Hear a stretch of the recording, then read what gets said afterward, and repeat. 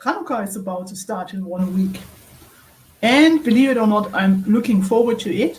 Although here in Israel, and I'm talking from Jerusalem, we don't know what's going to be. Because last night in the news, they said that infection rate is going up again. 1,500 Israelis are being, so to speak, newly infected or diagnosed every day. And so now people are talking about, or politicians are talking about, a third lockdown. But I have to mention, or I have to point out, that most newly infected are actually located in Arab villages or Druze villages, but also in Tel Aviv, but especially in Arab villages up north and Druze villages. And the Haredi infection rate here in Israel went down a little, but there was a huge funeral in Meir Shearim Geula yesterday because, I don't know his name, but apparently an important rabbi from the Mir Yeshiva had his funeral yesterday. He passed away. And thousands of people were gathering and not keeping distances. Some didn't even wear masks. And this is still a problem because it's not only in Haredi areas, but there are still too many people who refuse to wear a mask. And when I talk about wearing a mask, I'm talking about wearing it properly, not only about the mouth, but also about the over the nose, not only over the mouth. So for the past few weeks, Sufganiyot, Chanukkah Sufganiyot, the donuts have been sold already and are still being sold. You find like Sufganiyot in all kinds of varieties, like the regular ones for 5 shekels. I can't tell you how much this is in dollars. It's $1.50 maybe or something. The cheapest version filled with jam or chocolate milk or something. So this is for 5 shekels. And then you have like the more posh looking ones, but they are smaller. They are a lot smaller than the regular ones. But because they have a nice design and look posh and chocolate and wafers and whatever design on top, so they cost between 8 and 9 shekels, which is like at least $2.50 or something. I think even more. But I would recommend buying the regular ones because they are bigger and you have more to eat compared to the other ones that look nice but are mostly dry inside. So what's going on Hanukkah? We don't know. What I'm going to do starting next week, maybe already on Sunday, I have to see. I want to walk around and make a few videos and trying to catch the pre-Hanukkah atmosphere here in Jerusalem. So to speak, like Machane Yehuda market and various places selling the sufganiyot, the donuts. But I have to tell you, here in Israel, a lot of Sephardi Jews don't necessarily eat donuts. I mean, sufganiyot. They do, but especially Moroccan Jewry here in Jerusalem, they have their own Hanukkah. It's not a donut or not. It's something really oily, greasy, and I can't even tell you how it looks. It's a kind of dough, not round. It's in all kinds of shapes, but it's like greasy and oily and especially sweet. But calories of the sufganiyot and the Moroccan, whatever you call it, I don't know the name, I'm going to find out next week. Calories are tremendous. So be prepared to put on weight. I don't know what's going on in Meir Shearim because there may be another lockdown, as I said, and celebrations, any kind of celebrations where you have a certain amount of people are forbidden anyway. The great synagogue here in Jerusalem is still closed. And when you go into the synagogue or something, I don't know, many synagogues still have their service outside, or if it's inside, so only a certain amount of people are allowed in. and wearing a mask.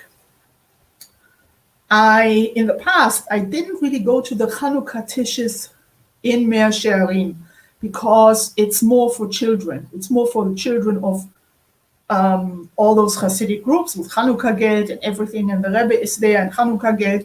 And it's more for, I don't know, the mothers are there with their kids, and there's lots of screaming and wow.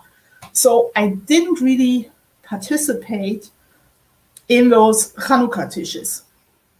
Of course, you can say like in the evening and everything, late at night. Yes, of course, but it's either too full.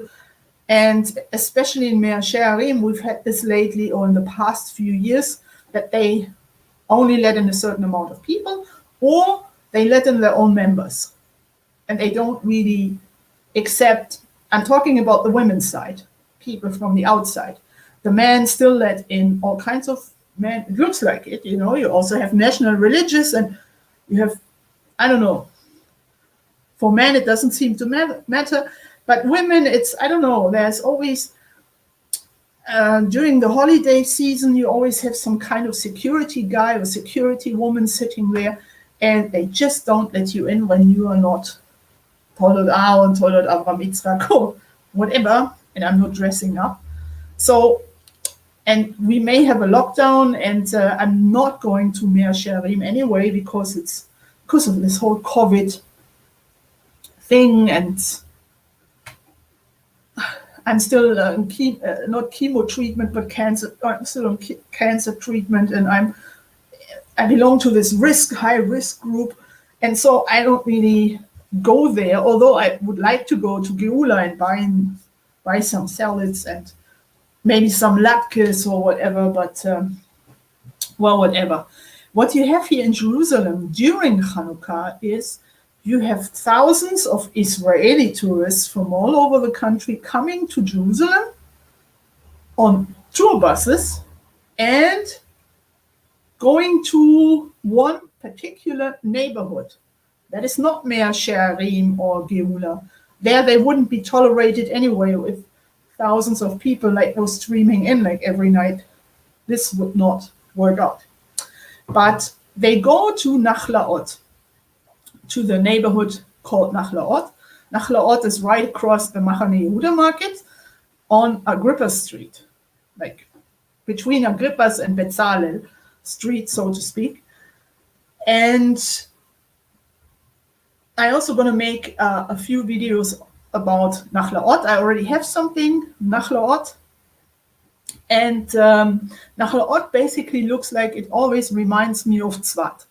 I don't know if you know the old city of Tzvat, not the new city of Tzvat, the old city of Tzvat. It's like these cozy little old houses, you know, and these alleyways, these romantic alleyways and everything. And people in Nachlaot, they light their Chanukiot outside. Or you have all the Chanukiot in the windows, especially outside. And then you have this atmosphere. You have these narrow alleyways, trees hanging over the alleyways, and nice little houses. It's very romantic. And it looks very cozy. It looks like from a fairy tale. And it looks very nice. So this is extreme. This has become, within the past 10 years or so, extremely popular. But Nachlaot, by the way, you have a lot of American Jews living in Nachlaot. They made Aliyah and they moved to Nachlaot and they bought property and fixed everything. And it looks very nice. And you have also, throughout the year, almost every day, you have a lot of tour groups walking through Nachlaot. I'm talking here about Israeli tour groups. And it has become really annoying for the people living in Nachlaot, because you have like tour guides with loudspeakers screaming, explaining everything. And then the next group is coming with another tour guide and his microphone. And in Nachlaot, you already find signs on the houses that no microphones or loudspeakers or whatever should be used, and people shouldn't gather in front of houses and taking pictures. And sometimes Israeli tourists can be really annoying. Also in my neighborhood, you have these tour groups coming, and they just walk into houses. They walk into staircases. They don't, they are not ashamed. They just open the door. Oh, there's a staircase, and they walk through the building. They did this here right next door. And, sometimes people are not ashamed. And I have to say, those people doing this, I don't want to sound prejudiced, but it's this kind of certain, they call themselves sophisticated secular Jews. I don't know.